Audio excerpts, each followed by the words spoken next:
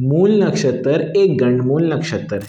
पहला चरण पिता या ससुर के लिए अनिष्टकारी हो, दूसरा चरण माता के लिए अनिष्टकारी हो, तीसरा चरण आपके परिवार के धन के लिए, चौथा चरण आपके लिए शुभदायक होता है।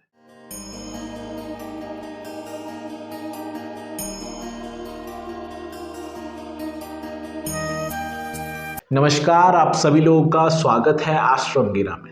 आज हम अपनी नक्षत्र सीरीज को आगे बढ़ाते हैं और मूल नक्षत्र के बारे में चर्चा करते हैं। मूल नक्षत्र 19 नंबर पर आता है नक्षत्र सीरीज में, और इस नक्षत्र की क्या खासियत है और क्या खामियां हैं, उन सारे विषयों के बारे में आज हम चर्चा करने वाले हैं। सबसे पहले हम बात करते हैं कि मूल नक्षत्र एक गंडमूल नक्षत्र है।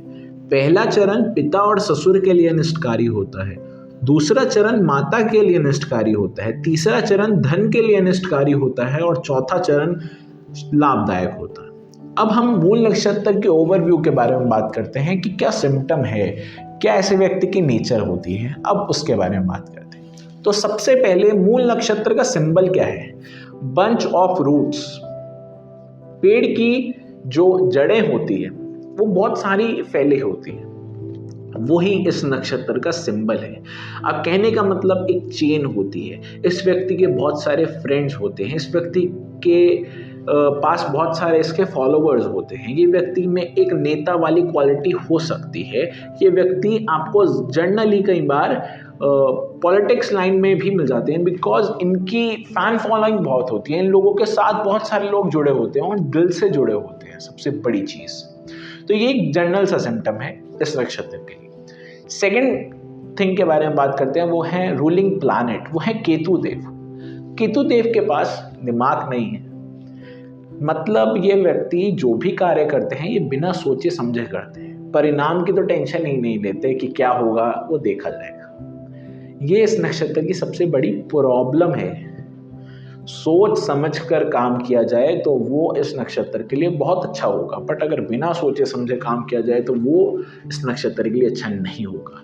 ये व्यक्ति कान का कच्चा होगा। कान का कच्चा मतलब जिसने जिस दिशा में लगा दिया, जिसने जो बता दिया वो सत्य मान लेना। साथ ही साथ इस व्यक्ति को समझाना मतलब भैंस के आगे बीन बजाना। मतलब ये अगर कहीं किसी बात पे अड़ गए तो ये मतलब आप कुछ नहीं कर सकते, इनको नहीं समझा सकते। इन्होंने अगर ये निश्चित कर दिया कि कुत्ते की पूंछ सीधी, तो आप जितना मर्जी बोल दो कि कुत्ते की पूंछ टेढ़ी है, ये मानेंगे ही नहीं। कुत्ते की पूंछ तो सीधी होती है। तो एक जनरल सा सिम्टम है मूल नक्षत्र। आगे बात करते हैं, जो इनका रूलिंग गॉड है वो है काली माता। काली माता से हम, काली माता बुराई के खिलाफ है। यही सेम ये व्यक्ति भी बुराई के खिलाफ है। ये व्यक्ति भी अच्छाई को पसंद करते हैं, किसी का बुरा नहीं चाहते, और कोई अगर बुरा करे तो इनसे देखा नहीं जाता। ये सेम चीज़ जो काली माता से हमें समझ आता है वही इन व्यक्ति के अंदर भी हम पाते हैं। साथ ही साथ इन व्यक्ति में कई बार गुस्सा आ जाता है, और वो गुस्सा कहीं और कैसे भी निकल सकता है, उसका आप नहीं समझ सकते। तो ये जनरल सी चीज़ सिंबलाइज होती है। आगे बढ़ते हैं तो जो हिडन पावर है वो है गणेश भगवान। गणेश भगवान की पूजा करें, आरती करें, वंदना करें, उनसे क्या होगा, उससे आपके जो भी प्रॉब्लम्स आती हैं इस नक्षत्र में वो ऑटोमेटिकली क्योर हो जाएगी। और केतु देव जो हैं वो आपको अच्छा परिणाम देना शुरू कर देंगे, क्योंकि केतु देव के ईष्ट क्या हैं? गणेश भगवान। जो पहले चरण के स्वामी हैं वो है मंगल देव, दूसरे चरण के जो स्वामी हैं वो है शुक्र देव, तीसरे चरण के जो स्वामी हैं वो है बुध देव, और चौथे चरण के स्वामी जो हैं वो है चंद्र देव। जो इनका एनिमल सिंबलाइज होता है वो होता है मेल डॉग, कुत्ता। अब कुत्ते से बहुत सारी चीज़ें सिंबलाइज इस नक्षत्र वाले के साथ हम कर सकते हैं। बहुत ज़्यादा डिवोशनल होते हैं, बहुत ज़्यादा वफादार होते हैं। कुत्ते से एक चीज़ लोग बोलते हैं कि सीख लेनी चाहिए, वो है वफादारी। और ये व्यक्ति बहुत ज़्यादा वफादार होते हैं, किसी को धोखा, किसी को नीचा नहीं दिखाना चाहते हैं, वफादार बहुत होते हैं। ये चीज़ पाई जाती है। दूसरी चीज़, कुत्ते में एक प्रॉब्लम होती है कि कुत्ते का जो इश्क होता है ना वो बहुत गंदा होता है। वही सेम इन व्यक्ति का भी होता है। ये व्यक्ति अगर किसी से प्यार करते हैं ना तो वो तन मन धन से फिर उसी के। लेकिन ये व्यक्ति बहुत ज़्यादा रोमांटिक होते हैं। ये व्यक्ति की आशिकी कब, कैसे, कहाँ जाग जाए कोई नहीं जानता। बुढ़ापे में जाग जाए, जवानी में जाग जाए, और ये अपनी आशिकी को पाने के लिए कुछ भी कर सकते हैं। पहाड़ पर्वत सब पार कर कर भी ये अपनी आशिकी से मिलने जा सकते हैं। तो ये एक चीज़ मूल नक्षत्र में पाई जाती है। आगे बात करते हैं, कुत्ते से एक और चीज़ सिंबलाइज होती है कि कुत्ता ना अपने आप कभी खाना नहीं खा सकता। कुत्ता दूसरों के घर आकर रोटी मांगता है। आपने देखा होगा, आजकल तो नहीं, शहर में बहुत कम हो गया, लेकिन गांव में अब भी आप पाओगे तो कुत्ते ना घरों के बाहर आकर बैठ जाते हैं। अगर आपने रोटी दी तो वो खाएगा और दूसरे घर में जाएगा। अगर आपने रोटी नहीं दी ना तो वो उस दिन भूखा ही सो जाएगा। किसी और के घर जाएगा, उसने भी नहीं दी तो वो भूखा सो जाएगा। यही सेम ऐसे व्यक्ति के अंदर भी है। रोटी तो मतलब ऐसे व्यक्ति को अगर प्लेट में परोस कर दे तो ये व्यक्ति रोटी खा लेंगे, वरना ये ज़्यादा जद्दोजहद नहीं करेंगे, भूखे सो जाएंगे। गुस्से में हैं तो भूखे सो जाएंगे। मतलब ये व्यक्ति ज़्यादा परिश्रम कर कर तैयार नहीं है कि कोई चीज़ पानी है। अगर तो कोई डायरेक्टली इनकी प्लेट में परोस के दे रहा है तो ये ले लेंगे, अदरवाइज ज़्यादा जद्दोजहद इनसे नहीं होती। एक सिंपल सी चीज़ डॉग के साथ सिंबलाइज होती है। जो बर्ड है वो है रेड वल्चर। मतलब वल्चर का मतलब क्या होता है? जो मरे हुए जीव को खाता है। मरे हुए जीव का मतलब तात्पर्य होता है कि वल्चर कभी शिकार नहीं करता। जो शिकारी ने या शेर ने कोई जानवर मारा होता है, उसके बाद उसकी हड्डियाँ, मांस उसे खा लेता है, तो ये वल्चर करता है। अब इस वल्चर से ये समझें कि ये भी कोई शिकार कहीं छूट गया तो उसे खाएगा। ये भी ज़्यादा जद्दोजहद नहीं करता। लेकिन फूड साइकिल में देखें तो ये बहुत ज़रूरी होते हैं कि इनके कारण ही बहुत सारी चीज़ें हमारी फूड चेन चल पाती है। लेकिन अगेन मेन चीज़ यही है कि ये परिश्रम करके तो तैयार ही नहीं।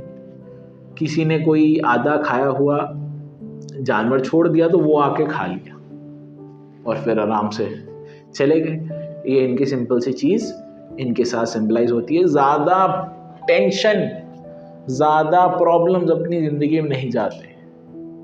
गोली मारो दुनिया को, अपनी ज़िंदगी हम आराम से व्यतीत करेंगे। ये इनका एक सिंपल सा नेचर रहता है। अच्छी चीज़ें हैं, डिवोशनल हैं, बहुत सारी चीज़ें हैं, लेकिन करियर रिलेटेड अगर बात करें तो ये एटीट्यूड ऐसे व्यक्ति का बिल्कुल अच्छा नहीं है। क्यों अच्छा नहीं है? क्योंकि अगर आपको ज़िंदगी में कामयाब होना है ना तो you have to be practical in life. आपको ज़िंदगी में थोड़ा प्रैक्टिकल होना पड़ेगा, अपनी ज़िंदगी में थोड़ा फोकस होना पड़ेगा, काम करना पड़ेगा।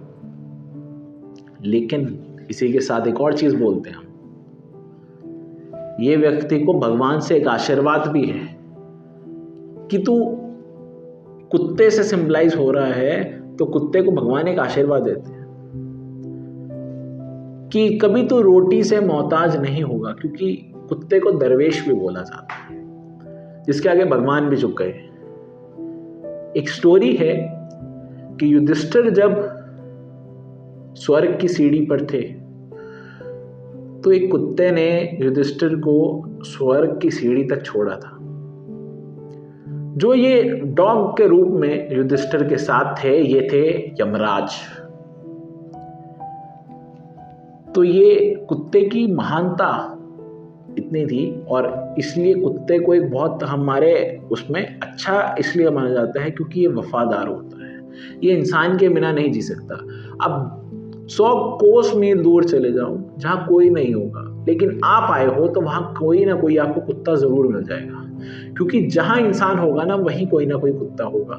अदरवाइज कुत्ता ऐसे हर जगह मंडराता नहीं। इसके बाद हम बात करते हैं जो ट्री सिंबलाइज है वो है बैनियन ट्री। ये ट्री का सिंपल सा मीनिंग ये है कि ये ट्री बहुत ही रेयर ट्री है, पहली चीज़, और इससे बहुत सारी चीज़ें क्योर होती हैं। एनर्जी, इन्फेक्शंस, पेट की रोग, बुखार, तो ये चीज़ें इससे क्योर होती है। लिखा भी जा रहा होगा स्क्रीन पे कि ये चीज़ें क्योर होती है। अब इसी चीज़ की डेफिशिएंसी आपकी बॉडी के अंदर भी होगी, पेट से related problems, allergy, infection, immunity system की प्रॉब्लम, विटामिन्स की प्रॉब्लम्स, ये चीज़ें की डेफिशिएंसी अगर आपके अंदर है तो आपको मैनियन ट्री के पास जाएं, पानी चढ़ाएं, देसी घी की जोत जड़ाएं, वो आपके लिए बहुत फ़ायदेमंद रहेगी। आगे चलते हैं। जो गण है वो है राक्षस, जो नाड़ी है वो है आदि, जो दोष है वो है वात। 3 तरह के दोष होते हैं, वात, पित्त, कफ। इनका जो दोष है वो है वात। वात का मतलब क्या होता है? वात की अगर डेफिशिएंसी हो जाए बॉडी में तो हमारे पेट से रिगार्डिंग प्रॉब्लम्स आ जाती है, इन्फेक्शन, एलर्जीज, ब्लड में प्रॉब्लम्स आ जाना, बीपी हाई, बीपी लो की प्रॉब्लम आ जाना, साथ ही साथ इम्यूनिटी सिस्टम हमारा वीक हो जाना, ये सारी चीज़ें वात के अंदर आती हैं।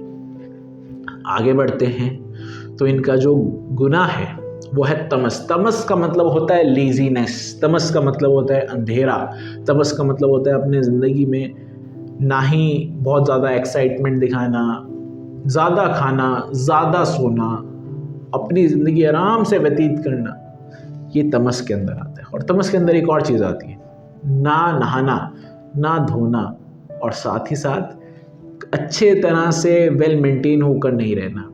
नहाते भी कम हैं, थोड़े कपड़े जो हैं वो भी कुछ बहुत अच्छी तरह नहीं पहनते, वेल ड्रेसअप होने का ऐसे व्यक्ति को ज़्यादा शौक नहीं होता। जैसे हैं ठीक है चलो, तो ये जनरल सी चीज़ मूल नक्षत्र में पाई जाती है। जो इनका साउंड है वो है ये, यो, दा, दी। साउंड है चरण वाइज ये, यो, दा, दी, ये साउंड है। ओवरव्यू के बारे में बात करें तो ये नक्षत्र बहुत अच्छा है। इस नक्षत्र के साथ लोग जुड़ते हैं, इस नक्षत्र की फैन फॉलोइंग होती है। ये नक्षत्र किसी का बुरा नहीं चाहते, लेकिन करियर रिलेटेड बोलें तो कहीं ना कहीं बार ये व्यक्ति कुछ कार्य करके रेडी नहीं है। कुछ मिल गया है तो करते रहेंगे, कुछ नहीं मिला तो ऐसे ही बैठे रहेंगे। ये मूल नक्षत्र के साथ चीज़ें सिंबलाइज होती है। तो जनरल सी बात करें तो मूल नक्षत्र एक अच्छा नक्षत्र है। अगर गणमूल का उपाय किया जाए, धन से रिलेटेड किया जाए, बाकी चीज़ों से रिलेटेड किया जाए, तो ये नक्षत्र वाले व्यक्ति आपको पॉलिटिक्स लाइन में मिल जाएंगे। ये वाले व्यक्ति आपको बहुत अच्छी अच्छी स्ट्रीम में मिल जाएंगे, लेकिन वो वहाँ लेजीनेस नहीं दिखाते, वो वहाँ अपने दिमाग का फुल फोकस करते हैं। जनरली अच्छा नक्षत्र है, लेकिन अगर ये जो सिम्टम है कि सिम्टम में अगर लेजीनेस, कामचोरी, बाकी चीज़ों में पड़ गए तो ये सारी चीज़ें खराब हो जाएंगी। और मूल नक्षत्र वाले फिर अपनी ज़िंदगी में इतना ही कमाते हैं कि वो दिन भर का गुजारा चल सके। ज़्यादा ऐसे व्यक्ति के पास मनी नहीं रहती, आता गया पैसा, जाता गया पैसा, यही चलता रहता है। फाइनेंशियली थोड़ी बहुत प्रॉब्लम्स मूल नक्षत्र वाले व्यक्ति को होती ही है। तो आशा करते हैं कि आपको मूल नक्षत्र बहुत अच्छी तरह समझ आया होगा। मिलते हैं किसी अगली वीडियो में किसी नए टॉपिक के साथ। तब तक के लिए मैं अपनी वाणी को यहीं विराम देता हूँ। धन्यवाद।